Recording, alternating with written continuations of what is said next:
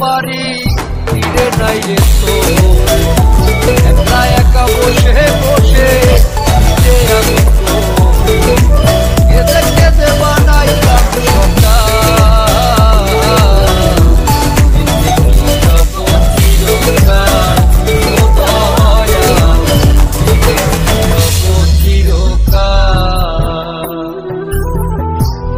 নদীতে বহ পারি ফিরে নাই রে তোরি একলা একা বসে বসে কি যে আমি করি কেঁদে কেঁদে বানাইলাম সকাল।